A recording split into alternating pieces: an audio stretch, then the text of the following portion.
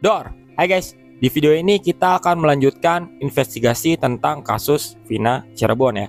Seperti yang kalian ketahui, sidang pra-peradilan Peggy Setiawan sedang berlangsung di Pengadilan Negeri Bandung.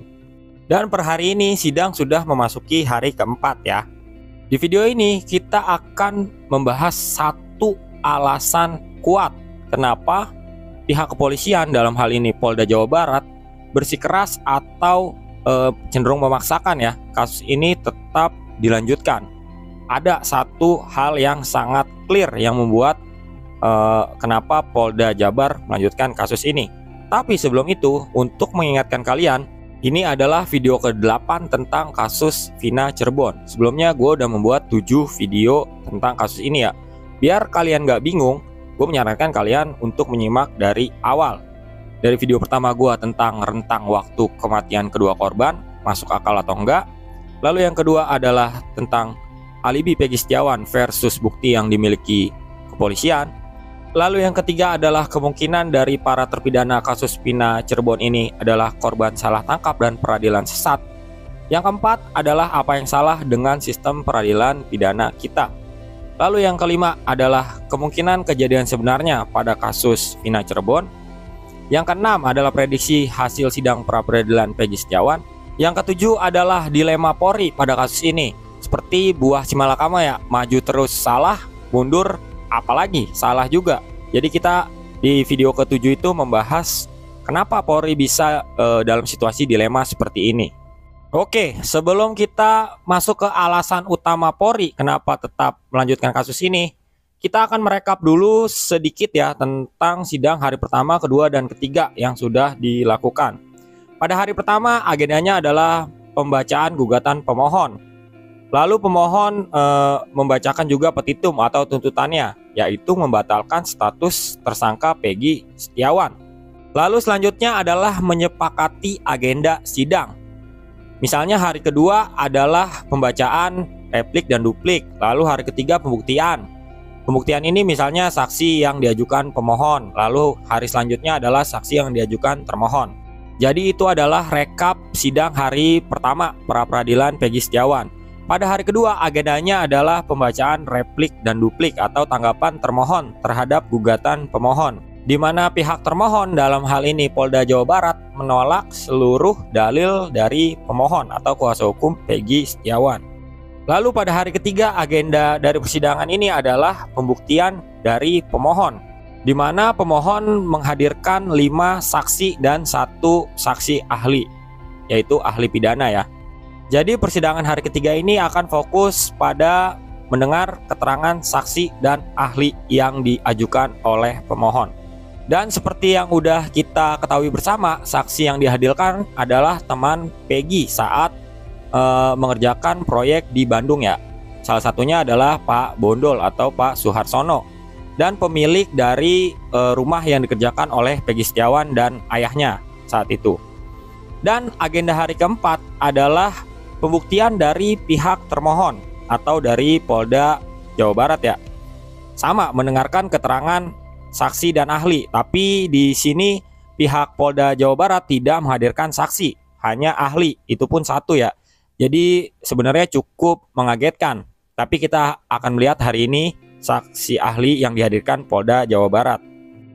Oke, sekarang saatnya kita masuk ke dalam inti pokok pembahasan yang akan kita bahas hari ini. Kenapa Polda Jawa Barat ngotot tetap mentersangkakan Peggy? Walaupun kita melihat bukti yang dimiliki pihak kepolisian, dalam hal ini Polda Jawa Barat, sangat lemah ya.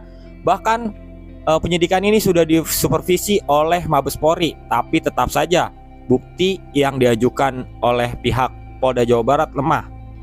Semuanya ini karena ada satu azas hukum yang berbunyi res judicata pro veritate habetur, yang artinya semua putusan hakim harus dianggap benar sampai memperoleh kekuatan hukum yang tetap atau diputus lain oleh pengadilan yang lebih tinggi. Jadi intinya, walaupun dalam persidangan itu ada saksi palsu atau saksi bayaran sehingga mempengaruhi putusan yang dikeluarkan oleh hakim, keputusan itu harus tetap dianggap benar sampai ada pengadilan yang lebih tinggi yang mengoreksi putusan itu. asas hukum ini juga merupakan alasan kenapa Polda Jawa Barat masih menggunakan BAP tahun 2016 dan keterangan-keterangan saksi pada tahun 2016, walaupun ada beberapa saksi yang sudah mencabut keterangannya ya, seperti Liga Akbar misalnya. Jadi untuk kasus Vina Cirebon ini, sepengetahuan gua ada beberapa terpidana yang sudah melakukan banding atau kasasi ya, bahkan gerasi ke presiden. Koreksi kalau gue salah ya. Setahu gue nggak semua terpidana kasus ini mengajukan banding dan kasasi. Koreksi di komen kalau gue salah.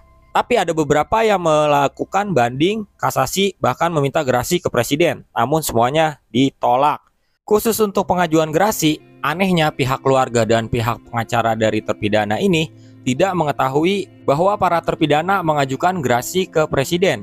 Mereka menduga ini dilakukan oleh oknum-oknum tertentu ya, bukan oleh keluarga atau pengacara dari para terpidana.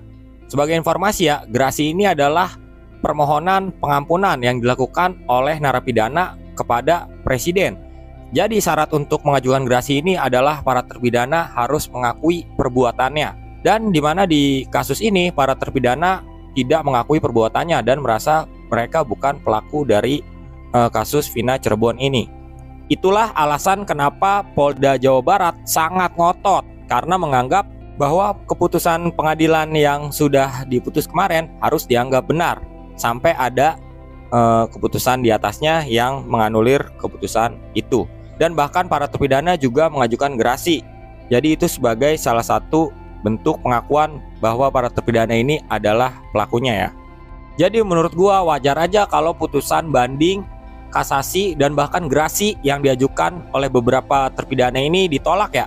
Karena belum viral waktu itu, jadi belum ada bukti dan fakta baru seperti sekarang. Jadi apa solusi paling tepat agar kasus ini on the track ya, kembali ke jalur yang sebenarnya? Yaitu pihak kuasa hukum dari para terpidana ini segera mengajukan peninjauan kembali atau PK secepatnya kalau menurut gua. Nggak harus nunggu hasil dari gugatan pra-peradilan Peggy Setiawan ini. Tapi boleh juga kalau mau nunggu untuk tambahan bukti atau novum baru ya.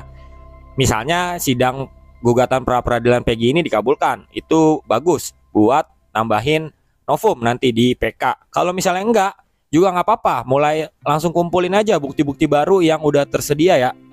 Misalnya keterangan beberapa saksi yang dicabut, itu kan bisa jadi bukti baru. Dan ketidaksesuaian, misalnya Peggy ada di Bandung ya, udah pasti nggak sesuai dong dari rangkaian kronologi yang udah didakwakan oleh jaksa. Jadi kita sebagai masyarakat biasa juga nggak ada pilihan lain yang bisa kita lakukan kecuali mendukung dan segera mendorong kuasa hukum mengajukan PK agar kasus ini menjadi terang benderang. Mau gimana lagi? Soalnya ada yang tadi gue bilang ya, res judicata pro veritate habetur. Apa yang diputus hakim harus dianggap benar. Harus dianggap benar tuh, udah jelas banget. Jadi gue berharap dengan berjalannya sidang pra-peradilan Peggy ini, terus nanti misalnya dikabulkan, pihak kuasa hukum dari para terpidana langsung mengajukan PK. Kalau misalnya PK-nya dikabulkan juga, baru kasus ini bisa terang benderang. Dan mungkin juga setelah PK dikabulkan akan dilakukan atau dibentuk tim pencari fakta ya oleh presiden. Karena presiden juga menurut gua masih beranggapan sama dengan adanya asas hukum itu. Jadi gitu aja buat video kali ini. Gue minta maaf kalau ada salah-salah kata. Kalau misalnya kalian mau nambahin, boleh ya komen di kolom komentar. Dukung terus kebenaran. Jangan sampai orang yang tidak melakukan kesalahan dihukum berat. Apalagi ini hukuman seumur hidup ya. Bayangin, di mana nurani kita menghukum orang seumur hidup jika bukan orang itu pelakunya. Oke guys, see you. Sampai ketemu di video selanjutnya.